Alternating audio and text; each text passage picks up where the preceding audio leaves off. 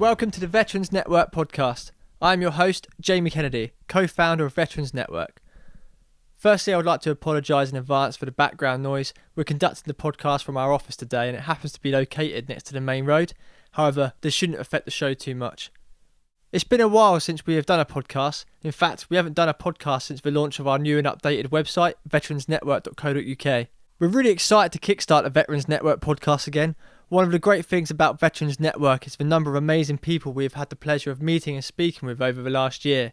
And now, we're really aiming to share their advice, guidance and wisdom with our network of veterans. So in this episode, we're going to be speaking with Simon Rawlins, who is the founder of a physical fitness centre called Mystyle Gym. Before Mystyle Gym, Simon had never had any experience in business or as a PTI and was faced with huge financial pressure. Although he was able to use that financial pressure as a motivational tool to drive his business forward. Let's get Simon on the line so that we can talk about his business, Mystyle Gym.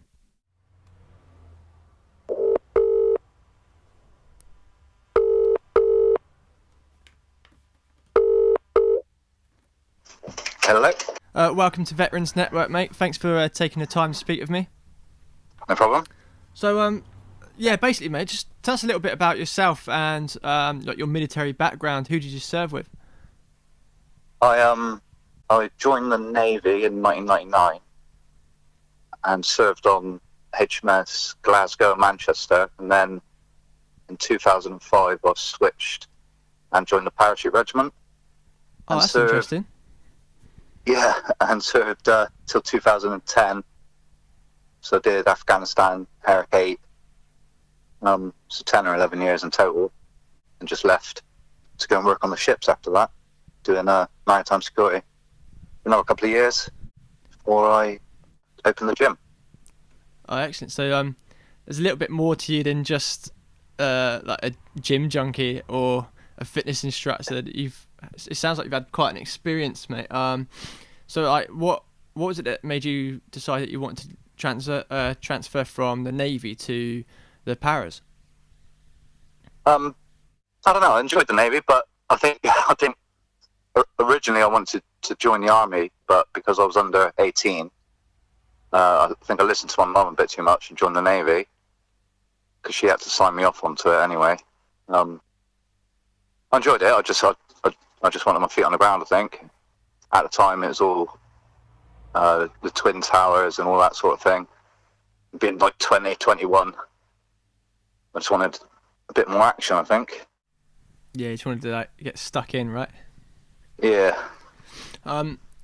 Awesome. So, transitioning from the armed forces and into Civvy Street, you said you went into maritime security.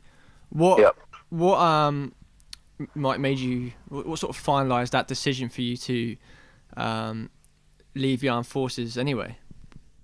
By the time I left, I was 30, so I had a wife and kids. I just felt like I needed to, take the next sort of step. I didn't want to leave it until I was much older because I wanted to try to get a career on the outside. At the time, I think it like when you're leaving, you just decide to leave, and then you just go with it, don't you? It's It was for family, really, and career, same sort of generic reasons. Did you find the transition quite easy, or was there anything that you found quite challenging about it? Well, initially I found it easy because I went to work with people that were like me, again, all military people, armed. Yeah, so initially it wasn't an issue. It was quite enjoyable because I would go away, work for a couple of months, then come home for a couple of months. Very relaxed, get to grow a beard. It was easy initially, but when I decided to stop maritime, that was trickier because I live in a small town. So I was probably the only person that I knew that was military or ex-military. That really, because now we're going to go on and talk about your business, Mystyle Gym. Yep. Now, I guess if you're the only sort of military personnel in such a small village, I guess that's a really good selling point for your fitness centre, right? Because it's like a military standard or a military style fitness. Yeah. I mean, initially it was, I guess, because when I opened the gym, it was my wife had been training to be an accountant, and she wanted to go and get a full-time job, and I guess it was time that I stayed at home a little bit more, or closer to home. I had no intention of opening a gym. It was just I didn't want to get a job, because the only things I seemed to be sort of like getting interviews for were security jobs, and obviously the security jobs around me weren't the sort of security jobs I'd want to do. So I sort of toyed with it a little bit. I did a little bit, and decided I'd need to make my own money whilst being close to home. So the gym just sort of happened naturally, I guess. It wasn't. I never had any burning desire to open one initially. So it was just like £5,000, rent a unit, and run fitness classes. Wow, is that like £5,000 a year? Like even now, you have to pay that to rent this gym out? I know, so I pay a lot more now. No, initially I opened the business with £5,000. So that was, I don't know, maybe you have to pay a month's rent and a month's deposit. So that was most of that gone for the first month. I literally had like, I don't know, 60 days or something to start making a profit. Wow, that's some incredible pressure. Yeah, I didn't make a profit. It took, I reckon, probably almost a year before I was covering my bills easily. And then it's probably only, after, I'll be going into my 5th year now, so it's only the last 18 months that it's really started to flourish, I reckon. So that sounds incredibly stressful, to have that kind of financial pressure, but I guess that's what gets you up and gets you into it and sort of motivates you to push it forward, I suppose. Yeah, I wasn't, I guess you always just think, well, next month, or you always feel like you're on the cusp anyway. I mean, a lot of the money I made, I just reinvested, so it wasn't like I couldn't get hands on money if I needed to. It was more, I just kept reinvesting everything. I had no business experience, I guess. I'd do it a little bit differently now, I guess. Did you have any PTI experience beforehand? No, never. I trained as a PT. It was good. I didn't want to train people when I first opened it. I guess I was a bit naive. I thought I was under the impression, well, if I open it, everyone else is like me, they'll want somewhere to go and train. And they'll just pay me to train there. And I won't have to do anything. But quickly realised I needed to go in. I had to study to be a PT. I did all crazy stuff. I started making my own obstacle races. So I thought that would be, because Tough Mudder and everything was doing really well. So I made I think I did 4 obstacle races where I literally just sort of built obstacles, rented diggers and stuff and dug holes in land. But that wasn't particularly profitable, so I stopped that after about a year, I think. But anything I could do outside of it, so personal training, buying and selling things, anything to keep the gym open, was pretty much how I went for a good 2 years. Wow, that's amazing. I mean, I guess you've kind of answered this question, but what was that the most challenging part of setting up the business, or is there other elements that you feel? I mean, it's constant marketing. It's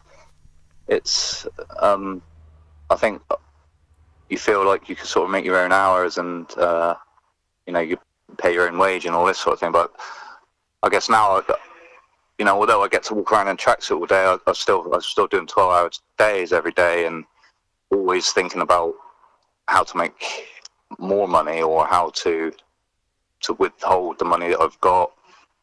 So it's a constant thinking all the time. Marketing is just a massive thing, and that's something I've had to learn a lot of. I've noticed that you say about marketing now on your social media, you seem to be thriving. You have over 2,500 followers on your Facebook page for Mystyle Gym. So yeah, I mean, the Facebook for about 3 years was the main staple of my marketing. I tried sort of local papers and things, but the feedback from Facebook was easy, and obviously you can reach people in their own homes, at their lunchtimes, anything. So it's a beauty with Facebook is that it's like that direct interaction with your clients as well. Yeah. Yeah, it's sort of like people can share it and like it. So I'd say it's probably more. It's also free, but it's more beneficial than, like you say, putting it into local paper. Yeah, yeah, it's good because you have like a business Facebook, the business pages, so you can see the demographic of who's looking at it, when they're looking at it, what sort of interest that person has, and all this sort of thing. So that's really useful. I reckon it's probably not as useful as it was a year ago. And we've only just started an Instagram account because apparently that's taken over a little bit. But yeah, all the social media platforms are really, really good and really free. Oh, yeah, I don't know about you, but Twitter as well. I don't know if it will affect your business as such, but I found that Twitter is such a great interactional tool that you can just directly communicate with potential customers and other businesses that are like yours, so you could bounce off of other businesses. That's what I've personally found. But definitely Instagram and Facebook, I think, for Mystyle Gym is an amazing step forward. Yes, it is. It's easy as well, and you don't have to dedicate much time to it. So, what advice would you give to another veteran who is thinking of setting up their own gym or even becoming a personal trainer? Is there anything that you've learned and you would do differently, or is there anything you would highly recommend not doing or doing? Well, if you're going to set up a gym, it is that, I'm in a small town, so it's like 2,000 people that live around me. So, even trying to get 10% of those it's going to be a big deal. So, location's obviously important, and you need a plan. So it has to be 1 year, 3 year, 5 year plan. Just be adaptable between it, I guess.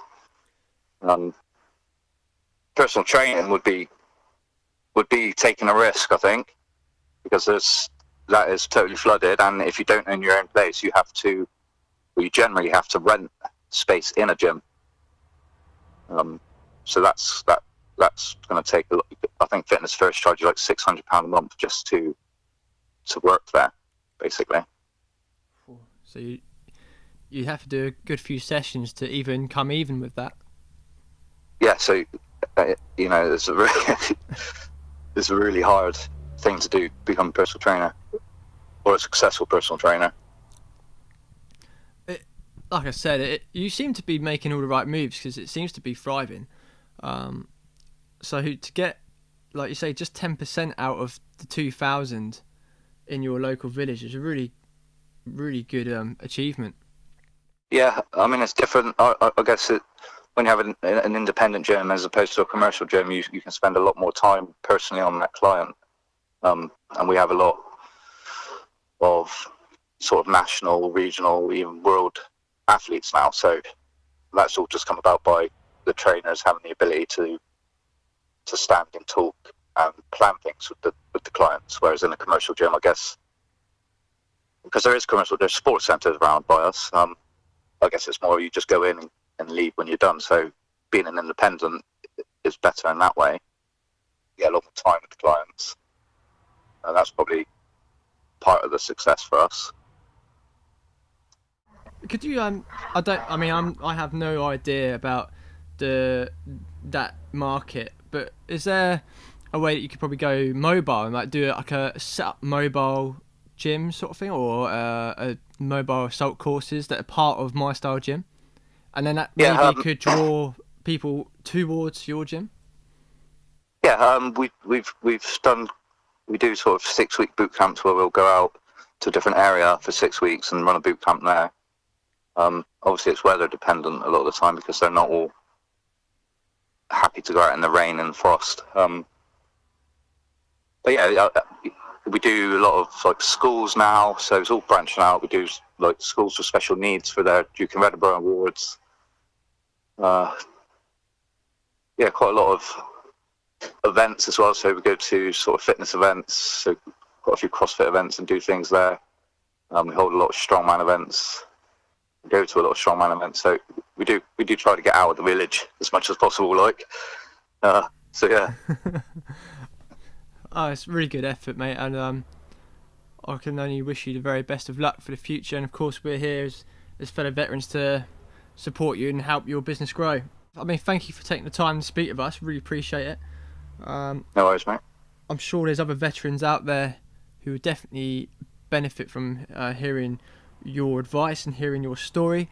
Is there any way that if veterans want to ask you any questions, could they get in touch with you at all? Yeah, they can get in touch on the Facebook page. Would probably be easiest.